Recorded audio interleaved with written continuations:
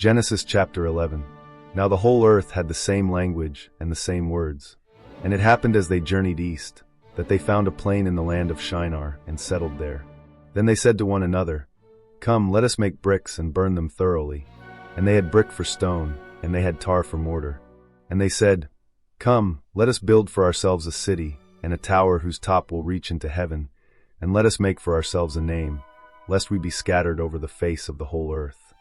Then Yahweh came down to see the city and the tower which the sons of men had built. And Yahweh said, Behold, they are one people, and they all have the same language. And this is what they have begun to do. So now nothing which they purpose to do will be impossible for them. Come, let us go down and there confuse their language, so that they will not understand one another's language. So Yahweh scattered them from there over the face of the whole earth, and they stopped building the city. Therefore its name was called Babel, because there Yahweh confused the language of the whole earth, and from there Yahweh scattered them over the face of the whole earth. These are the generations of Shem. Shem was 100 years old, and became the father of Arpachshad 2 years after the flood. And Shem lived 500 years after he became the father of Arpachshad, and he became the father of other sons and daughters. And Arpachshad lived 35 years, and became the father of Shelah. And Arpachshad lived 403 years after he became the father of Shelah, and he became the father of other sons and daughters. And Shelah lived 30 years, and became the father of Eber. And Shelah lived 403 years after he became the father of Eber, and he became the father of other sons and daughters. And Eber lived 34 years, and became the father of Peleg. And Eber lived 430 years after he became the father of Peleg, and he became the father of other sons and daughters. And Peleg lived 30 years, and became the father of Ru. And Peleg lived 209 years after he became the father of Ru, and he became the father of other sons and daughters. And Ru lived 32 years, and became the father of Serug. And Ru lived 207 years after he became the father of Serug, and he became the father of other sons and daughters. And Serug lived 30 years, and became the father of Nahor. And Serug lived 200 years after he became the father of Nahor, and he became the father of other sons and daughters. Nahor lived 29 years, and became the father of Terah. And Nahor lived 119 years after he became the father of Terah, and he became the father of other sons and daughters. And Terah lived 70 years, and became the father of Abram, Nahor, and Haran. Now these are the generations of Terah. Terah became the father of Abram, Nahor, and Haran became the father of Lot. And Haran died in the presence of Terah his father in the land of his birth, in Ur of the Chaldeans. Abram and Nahor took wives for themselves.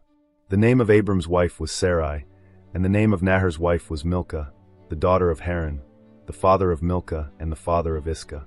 And Sarai was barren, she had no child.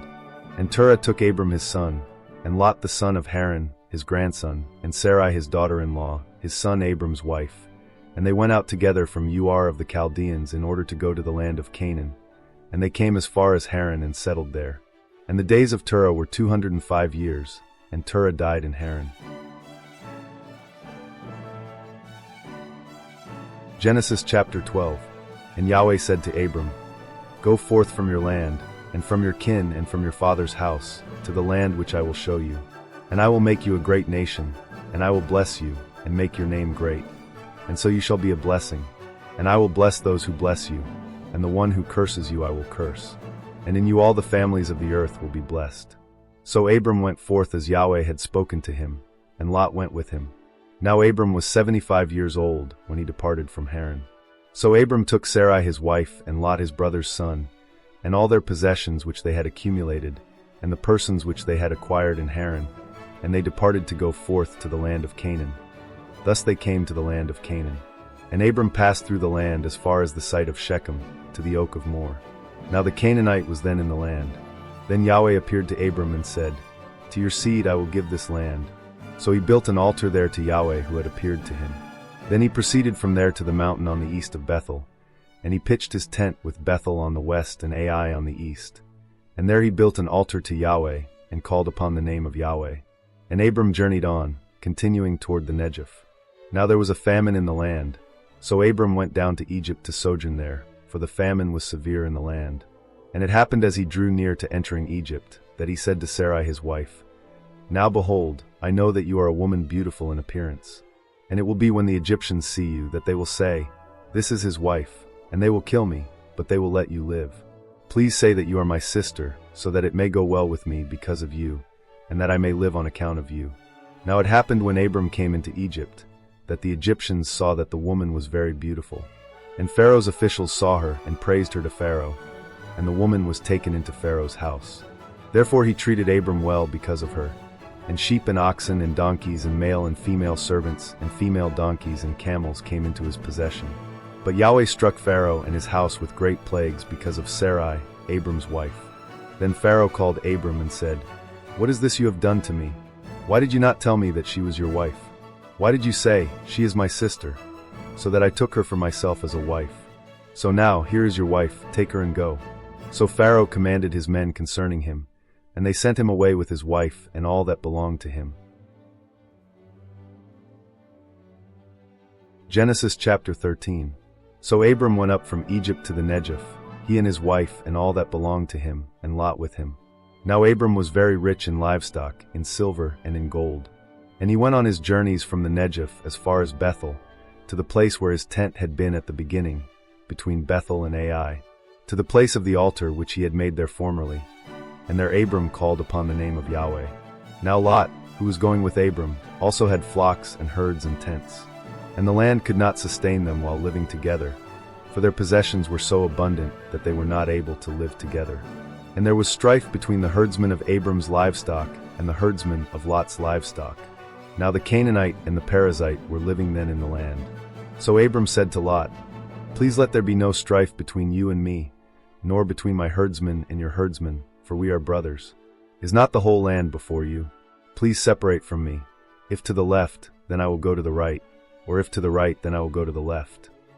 Then Lot lifted up his eyes and saw all the valley of the Jordan, that it was well watered everywhere.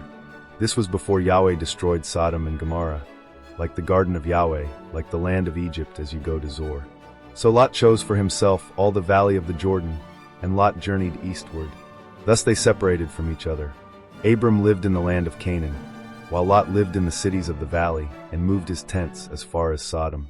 Now the men of Sodom were evil and sinners, exceedingly so against Yahweh. And Yahweh said to Abram, after Lot had separated from him, "Now lift up your eyes and look from the place where you are, northward and southward and eastward and westward. For all the land which you see, I will give it to you and to your seed forever. And I will make your seed as the dust of the earth, so that if anyone can number the dust of the earth, then your seed can also be numbered. Arise, walk about the land through its length and breadth, for I will give it to you." Then Abram moved his tent, and came and lived by the oaks of Mamre, which are in Hebron, and there he built an altar to Yahweh.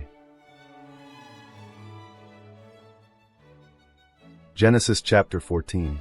And it happened in the days of Amraphel king of Shinar, Arioch king of Elasa, Kedorlaomer king of Elam, and Tidal king of Goyim, that they made war with Bera king of Sodom, and with Bershah king of Gomorrah, Shernab king of Admah, and Shemeber king of Zeboim, and the king of Bela, that is Zor. All these came as allies to the valley of Siddim, that is the Salt Sea. Now for 12 years they had served Kedorlaomer, but the 13th year they rebelled.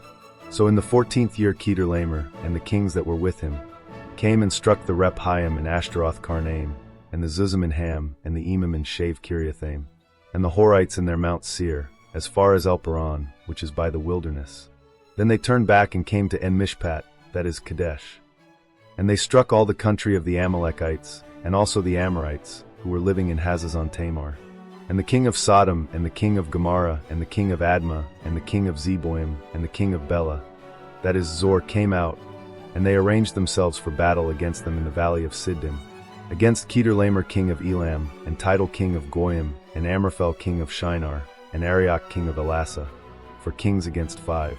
Now the valley of Siddim was full of tar pits, and the kings of Sodom and Gomorrah fled, and they fell into them, but those who remained behind fled to the hill country. Then they took all the possessions of Sodom and Gomorrah, and all their food supply, and departed.